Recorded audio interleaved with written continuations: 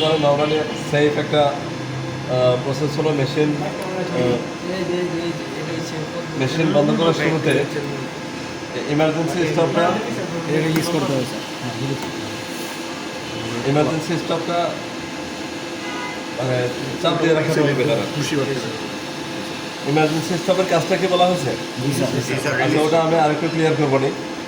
Emergency stop যদি থেকে থাকে তাহলে নিশ্চিত মেশিনে একটা অ্যালার্ম দেখাবে, বলবে ইমার্জেন্সি বাটনটা প্রেস করা আছে, এটাকে রিলিজ করা লাগবে।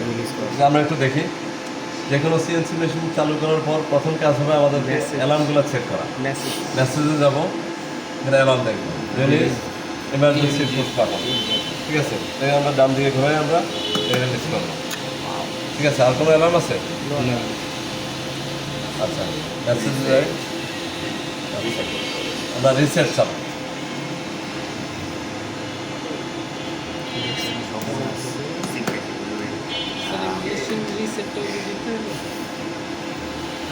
আচ্ছা, এটা হলো আপনারা দুই জায়গায় চেক করবেন, অ্যালার্ম এবং মেসেজ। হ্যাঁ, এখানে প্রেস মেশিন রিসেট পিবি মানে কি পুশ বাটন নাকি?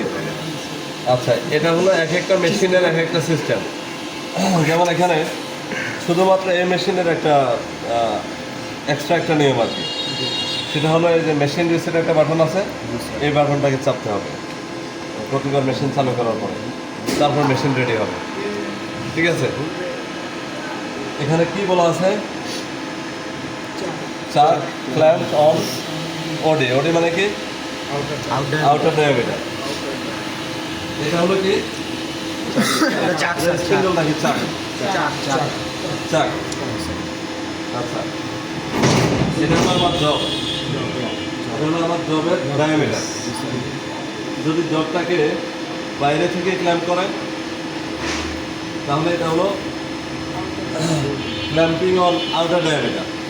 ঠিক আছে, অর্থাৎ বাইরে থেকে চাপ দিয়ে দেবো। আর জবটা যদি হলো হয়ে থাকে, অর্থাৎ জবের মাঝখানে একটা হোল আছে, তাহলে যে আমরা মাঝখান থেকে বাইরের দিকে এভাবে চাপ দিয়ে দেবো। যেমন একটা রিং যদি থাকে এরকম, এই রিংটাকে আমরা এর উপরে পরিয়ে দিলাম, তাহলে ভিতর থেকে যদি বাইরের দিকে চাপ দিয়ে তাহলে সেটা হবে আইডি। বুঝা গেল? আচ্ছা,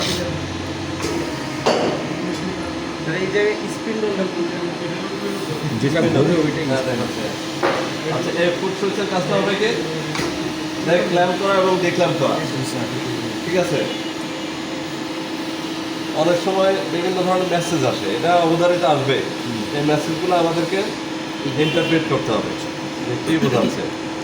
তো অনেক ধরনের মেশিন অপারেটর আছে, ওই যারা মুখস্থের উপর কাজ করে, মানে কি একটা কাজ করার পরে একটা মেসেজ আসবে, ঠিক আছে, কিন্তু মেসেজটা পড়ে বোঝার পরিবর্তে তারা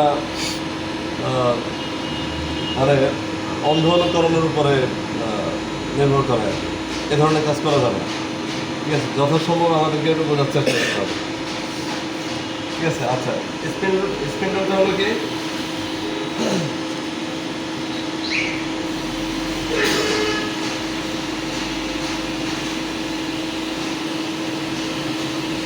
মেশিনের এই যে হলো চাক, এই চাকের পিছনে যে ইউনিটটা এটাকে বলা হচ্ছে স্পিন্ডল, সেটা হলো ভিতরে। ঠিক আছে, স্পিন্ডলের সামনে স্পিন্ডলের সাথে চাকটা লাগানো থাকে।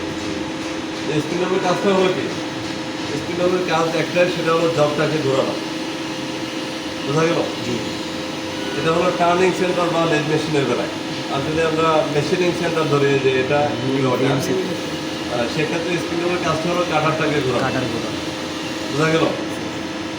স্পিন্ডলটা ঘুরে চারটা স্পিন, চারটা মানে স্পিন্ডলের সাথে চাকটাকে লাগানো আছে। তো স্পিন্ডলের মোটর যদি ঘুরে তাহলে চাকটা ঘুরবে, ওই চাক বললে জব ঘুরবে, যেহেতু জবটা আমাদের চাকে বসানো আছে নাকি?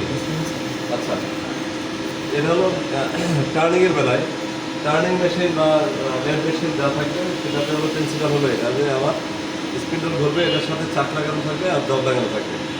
ঠিক আছে, আচ্ছা, আর এটা হলো কি এটা হলো টারেট। ঠিক আছে, আচ্ছা, এই টারেটের কাজটা কি? টুলস এখানে টুলসগুলো থাকে। মানে টারেটের কাজটা হলো টুলগুলোকে ধারণ করা। টারেটের কাজটা হলো টুলগুলোকে ধারণ করা। অর্থাৎ এটা একটা ডিভাইস যেখানে একসাথে একাধিক টুল আমরা অ্যারেঞ্জ করে রাখতে পারি। এটার সমতুল্য কি আছে ওই মেশিনগুলোতে? ওই মেশিনগুলোতে এমনি দেখানো হয়েছে কি? আচ্ছা, এটিসি আছে। এটিসি আছে তাই না? হ্যাঁ, এটিসি মানে হলো কি অটোমেটিক টুল চেঞ্জার। তো সিএনসি মিলিং মেশিনে যেটা থাকে সেটাকে বলা হয় এটিসি। আর লেদ মেশিনে যেটা থাকে এটাকে টারেটও বলা হয়। তারপরে টারেট টুল পোস্টও বলা হয়। ইন্ডেক্স। এটা হলো টারেট। আর টুল পোস্টের শেপটা হলো ভিন্ন। ওটা হলো চারকোনা থাকে আর কি। চারকোনারে চারটা টুল সেট করা থাকে। এটা ক্যারেজের ক্ষেত্রে হয়, ক্যারেজ। হ্যাঁ হ্যাঁ, আচ্ছা। তো